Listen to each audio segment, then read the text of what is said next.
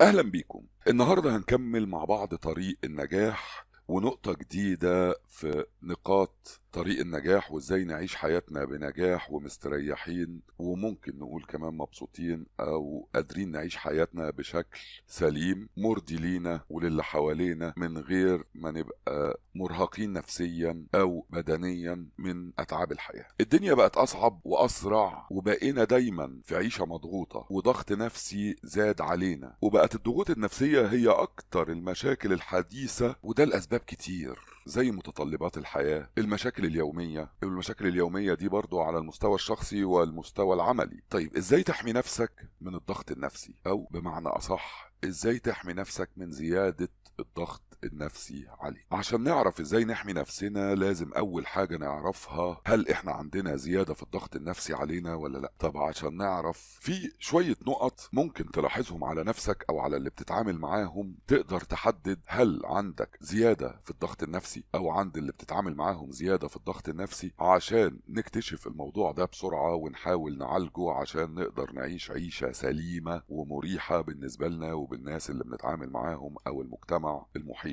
بينا. اول حاجة ازاي تعرف ان عندك زيادة في الضغط النفسي؟ في اعراض واضحة جدا لزيادة الضغط النفسي. الاعراض دي ممكن تلاحظها على نفسك بسهولة جدا وكمان على المحيطين بيك واللي بتتعامل معاهم، ولازم ما نتخاذلش ابدا ان احنا نحل مشاكل الضغط النفسي او زيادة الضغط النفسي علينا عشان نقدر نعيش عيشة مريحة ونكمل حياتنا وطريقنا في الحياة بنجاح وباسلوب مريح لينا ومريح للناس اللي حوالينا. في 10 اعراض واضحة جدا لارتفاع الضغط النفسي عليك. اولهم عدم القدرة على التركيز. ازاي يعني؟ تبقى حاسس ان انت مشخبط ومش عارف تعمل ايه، مش عارف ترتب افكارك، مش عارف تبتدي ازاي ومنين، ومش عارف ايه اللي انت لازم تعمله او ايه اللي انت بتعمله اساسا. بتعمل حاجة من غير ما تبقى دريان ان انت بتعملها، مش عارف تنجز اللي وراك، مش عارف تنجز اللي لازم تعمله، ومش عارف تنجزه في الوقت المناسب حتى لو انجزته، ولو انجزته وفي الوقت المناسب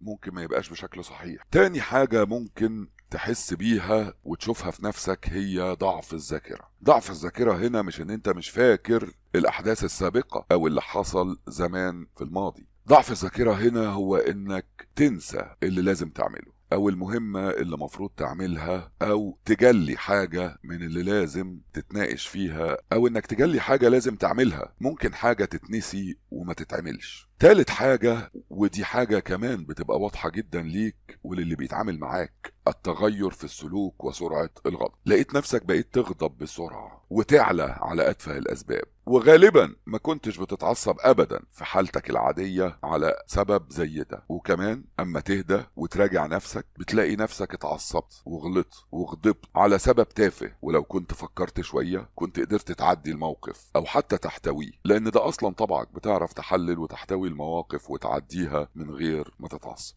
رابع حاجة ممكن تلاحظها في نفسك أو في اللي حواليك أو في اللي بتتعامل معاهم وتدل على ارتفاع مستوى الضغط النفسي عندك أو عند اللي حواليك هي حركات لا إرادية جديدة على البني آدم، زي أرقدة الضوافر أو نتف الشعر. وده بيبقى بحركات كاملة لا إرادية وبدون تركيز. يعني إيه بدون تركيز؟ يعني الواحد وهو سارح يبتدي يقرقط في ضوافره ويكسرها، ومع إن ده أصلا مش من عادته، مفيش حاجة في ضفره مضايقاه وبيحاول ينقذ الموقف إنه يعضها أو يقرقضها عشان ما تبقاش مضايقاه ويريح نفسه ويقعد ويكمل يومه بسلام لغاية ما يلاقي القصافة او المقص عشان يعدلها. تلاقي ان الواحد وهو بيكلمك او انت بتتكلم مع حد وماسك قلم في ايدك بتحط القلم ده في شعرك وتبتدي تلف وتعقد وتلف شعرك على القلم، وبعد ما تحس بقلم في شعرك تحاول تفكه، ما يتفكش تروح شده وتطلع القلم وعليه الشعر بتاعك. ودي ظاهرة غريبة جدا وواضحة جدا بتلاقيها مثلا مع الطلبة اللي هم بيذاكروا او في حاجة واقفة قدامهم فالضغط النفسي زاد عليهم فبيبتدوا يعملوا كده. خامس حاجة تدل على انك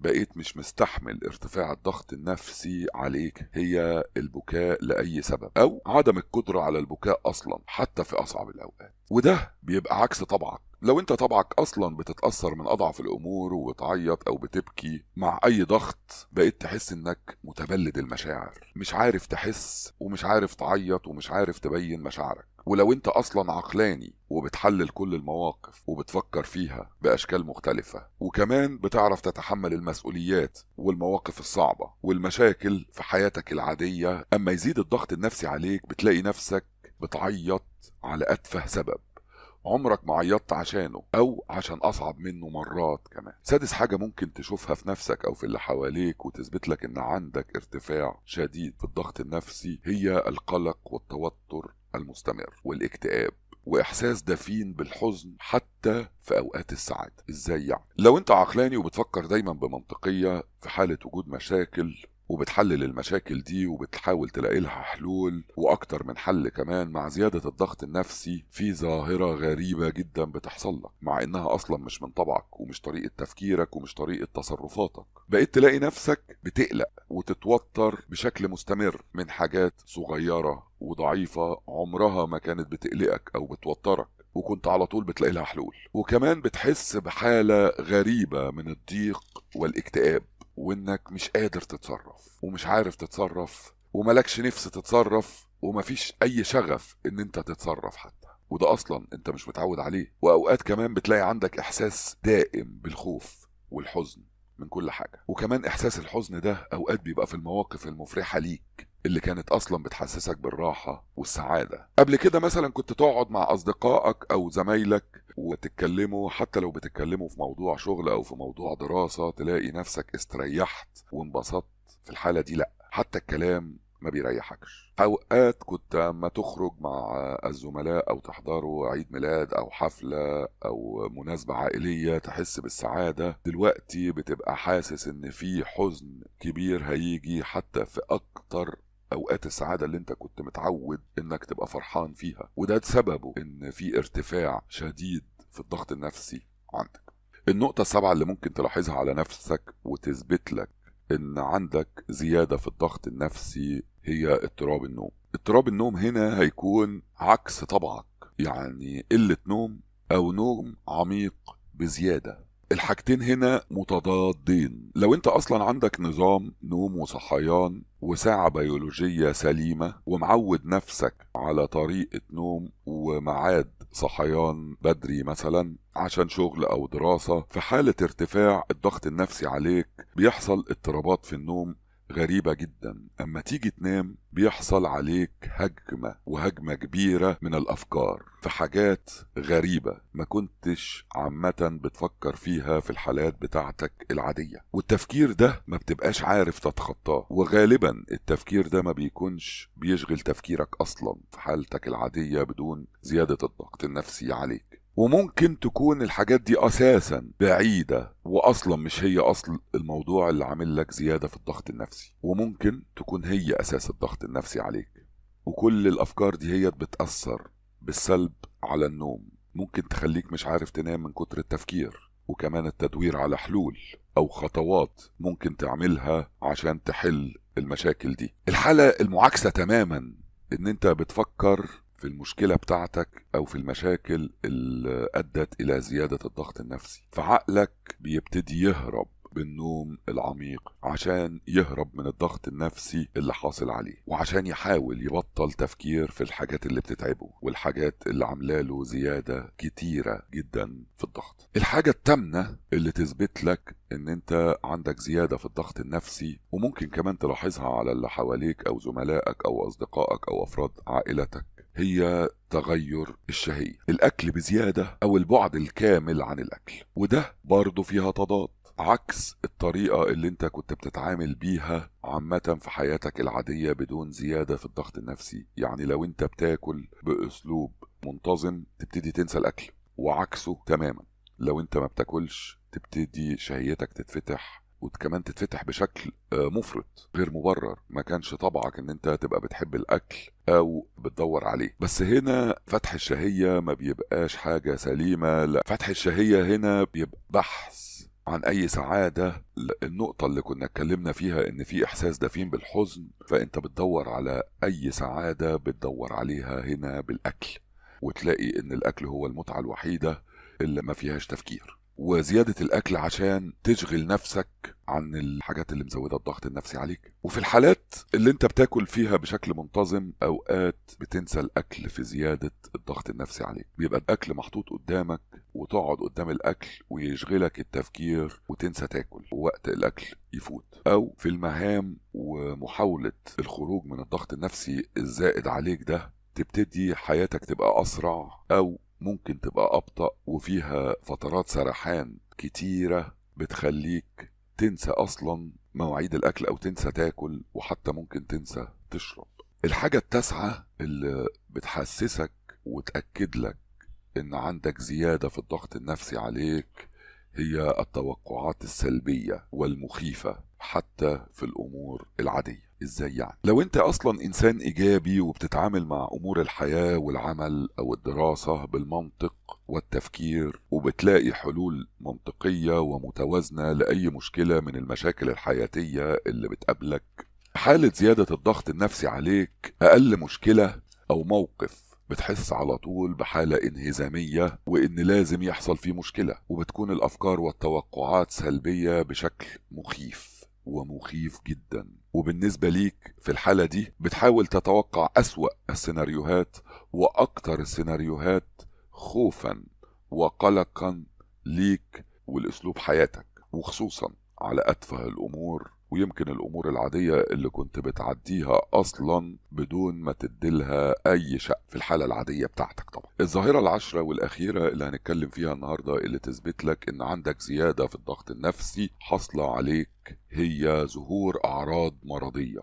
زي إيه؟ الصداع أو القولون، قوت الشعر عند السيدات، وجع الظهر والشعور بالتعب المستمر حتى بعد الراحة الكافية، الإرهاق المستمر حتى مع الاسترخاء أو الراحة، ارتفاع ضغط الدم. في بعض الأحوال الأعراض المرضية اللي اتكلمنا عليها دي بتكون أعراض مرضية عضوية ولها أسباب، وعشان تبقى أعراض مرضية عضوية لازم يبقى لها أسباب واضحة وتبقى عارف سبب حدوثها ايه. وكمان اما تتعامل مع طبيب او تروح لدكتور يعني ويبتدي يديك علاج لهذه الاعراض المرضية، تبتدي الاعراض المرضية دي تقل جزء في جزء لغاية اما تختفي تماما، او تبقى مثلا زي ارتفاع ضغط الدم كحالة مرضية بيحجم بالادوية. بس في حالة انها تبقى اعراض ناتجة عن ارتفاع الضغط النفسي عليك بيبقى صعب انها تروح بالعلاج الطبي او بالعلاج العضوي. بمعنى ان الصداع اما يجيلك بيبقى ليه اسباب، مثلا ان انت ما اكلتش، كنت بتعمل حاجات مرهقة او عندك حاجات بتعملها وانت متعرض للشمس او متعرض لاشعة الشمس او للحرارة، فده بيسبب لك صداع. بس اوقات الصداع ما بيبقاش ليه سبب منطقي، وده كمان بينطبق على كثير من الاعراض اللي قلنا عليها زي القولون وسقوط الشعر عند الستات. حتى مع العلاج الحالة ما بتتحسنش والاعراض ما بتقلش. حتى في وجع الظهر في حالات كتير بيبقى عرض نفسي مش عضوي، وخصوصا انك بتلاقي ان ظهرك وجعك من غير ما تعمل اي مجهود، من غير ما تنام غلط، من غير ما تقعد على كرسي بشكل غير صحيح لمدة طويلة، ملوش اي سبب ان ظهرك يوجعك. وده كمان بينطبق على الشعور الدائم بالارهاق. الارهاق المستمر ده بيبقى جاي من ضغط نفسي كتير حاصل عليك، حتى لو انت مستريح او في حالة استرخاء او في حالة هدوء نفسي ظاهري، بس انت عندك ضغط نفسي زيادة هو اللي مسبب لك الارهاق المستمر ده. اما يظهر عليك ظاهرة او 2 أو 3 من الظواهر اللي اتكلمنا عليها اللي بتثبت ان عندك ارتفاع شديد في الضغط النفسي، لازم تواجهها وتتعامل معاها وبشكل سريع، ويا ريت بشكل فوري. ازاي نعمل كده؟ وازاي نحاول نقلل ونحل مشكلة الزيادة في ارتفاع الضغط النفسي علينا؟ عشان نحل موضوع زيادة الضغط النفسي لازم نعرف ونحدد الأسباب الحقيقية اللي أدت لزيادة الضغط النفسي علينا، وده عشان احنا لازم نعرف المشكلة عشان نعرف نحاول نحلها. لو ما عرفناش أصل المشكلة مش هنلاقي لها حلول منطقية وحلول جذرية تقدر تحل لنا المشكلة. احنا ما نقدرش نحل الجوع ان احنا نشرب، والعكس ما نقدرش نحل العطش باننا ناكل. فلازم نعرف المشكلة الأساسية بتاعتنا فين عشان نبتدي نحط لها حلول منطقية وسليمة، ونبتدي نتخذ خطوات إيجابية وسريعة لحل مشكلة ارتفاع الضغط النفسي علينا. لازم عشان نحل مشكلة ارتفاع الضغط النفسي علينا ان احنا نعرف اسباب المشاكل اللي حصلت لنا وزودت لنا الضغوط النفسية دي في حياتنا. طيب لو المشاكل دي صعبة الحل او هتاخد حل في اوقات طويلة، هل نفضل متحملين الاثار السلبية اللي حصلت علينا ونتجت عن زيادة الضغط النفسي، ولا نحاول نقللها؟ النهاردة هنتكلم ان احنا نحاول نقلل الاثار السلبية اللي نتجت عن زيادة الضغط النفسي علينا بدون ما نحل المشكلة اللي سببت زيادة الضغط النفسي ده. عندنا 3 حاجات نقدر نعملها مع نفسينا وبشكل سهل ومريح تقدر تقلل الآثار السلبية اللي نتجت عن زيادة الضغط النفسي علينا. أول حاجة فيهم هي الدعم الاجتماعي، تاني حاجة التمارين الرياضية، تالت حاجة تحديد وقت لكل شيء. هنبتدي بالدعم الاجتماعي. طبعا لو أنا شخصية اجتماعية وبعرف أتعامل مع الناس وبعرف أكون علاقات وبعرف أتعامل مع الزملاء أو المحيطين بيا، هيبقى بالنسبة لي سهل جدا إن أنا أكون شبكة دعم اجتماعي قوية تقدر تساعدني على الإقلال من الآثار السلبية اللي عادت عليا من زيادة الضغط النفسي. طيب لو أنا مش قوي كفاية اجتماعيا إن أنا أكون صداقات أو معارف جداد تساعدني على الإقلال من الآثار السلبية اللي عادت عليا من ارتفاع الضغط النفسي، ممكن ابتدي بناء شبكة الدعم الاجتماعي دي عن طريق أفراد الأسرة وأفراد العيلة بتوعي، ابتدي أتعامل معاهم بشكل أكتر وبشكل مستمر، وابتدي أدرس في الشخصيات وطرق التعامل معاها وإزاي أتعامل مع الشخصيات بشكل سليم ومرضي ليهم عشان أخد ردود أفعال سليمة ومرضية ليا من التعامل معاهم. لأن بسهولة أكتر في إطار العيلة أو في إطار الأسرة ممكن ألاقي حد أثق فيه أو أتكلم معاه بأريحية، حتى لو مش بأريحية كاملة، بس أقدر ألاقي حد أخاف عليه ويخاف عليا ونتكلم مع بعض بشكل مريح لينا إحنا الاتنين. وبالتمرين وبمعرفة الشخصيات وإزاي نتعامل معاهم هنقدر نكون شبكة دعم اجتماعي كبيرة تقدر تبقى سند لينا عشان تساعدنا على إزالة الآثار السلبية اللي عادت علينا من زيادة الضغط النفسي ده. هسيب لحضراتكم في اللينكات انواع الشخصيات وطرق التعامل معاهم. ازاي هتساعدنا شبكة الدعم الاجتماعي دي انها تقلل من الاثار السلبية اللي عادت علينا من الضغوط النفسية الزيادة اللي علينا؟ ان احنا نتكلم مع ناس عندهم نفس المشاكل الانسانية بتاعتنا، ده يحسسنا ان احنا مش لوحدينا في المشكلة وان في حد مشارك معانا نفس المشكلة. في حاجة كمان ان احنا ممكن نتكلم معاهم وبين الكلام ده هو نلاقي كلمة تغير طريقة تفكيرنا وتخلينا نفكر بشكل إيجابي أكتر أو بشكل منطقي أكتر لحل مشاكلنا. ممكن كمان نلاقي دعم اجتماعي عن طريق إن حد عارف المشكلة وتعرض ليها قبل كده فيدينا حلول هو عملها مع نفسه وقدر يتخطى هذه المشاكل. وممكن كمان ان احنا نفضفض ونتكلم، ده يريحنا ويخلينا بعض الآثار السلبية اللي حصلت علينا من زيادة الضغط النفسي تروح. اوقات كمان شبكة الدعم الاجتماعي اللي احنا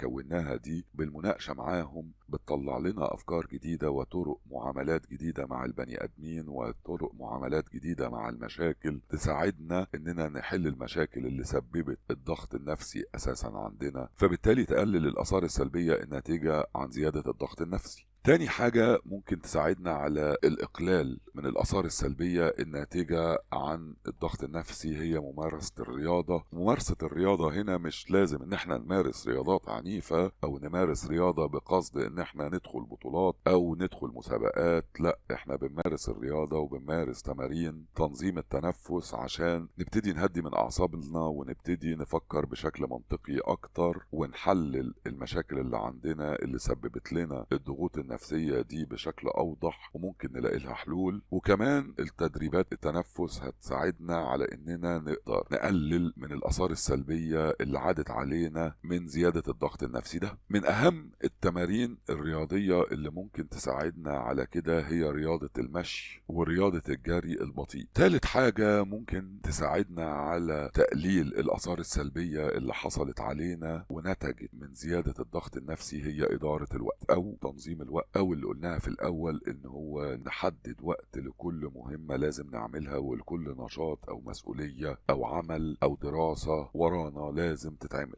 نقدر نعمل حاجة اسمها كالندر أو تو دو ليست أو لستة الأعمال اليومية، ونحط ميعاد لكل حاجة وفترة زمنية لإنجاز كل مهمة من المهام اللي ورانا، ونبتدي بالمهام المهمة جدا فالأقل أهمية فالمهام العادية، ونحاول نلتزم بالجدول الزمني ده. وبتحديد الجدول الزمني وبالالتزام بيه وبتنفيذ المهام اللي ورانا هيدينا ثقة أكتر في نفسنا، والثقة اللي هناخدها في نفسنا دي هتساعدنا على الإقلال من الآثار السلبية اللي حصلت في حياتنا الناتجة عن زيادة الضغط النفسي. بتنفيذ الثلاث نقط دول بشكل صحيح نقدر نتخلص من الآثار السلبية اللي نتجت عن الارتفاع في الضغط النفسي علينا، اللي هم الدعم الاجتماعي، ممارسة التمارين الرياضية، وتحديد وقت لكل شيء أو إدارة الوقت، وإنشاء جداول زمنية. لو لقينا ان التمارين البسيطة اللي عملناها دي ما ساعدتش على تقليل الآثار السلبية اللي حصلت علينا نتيجة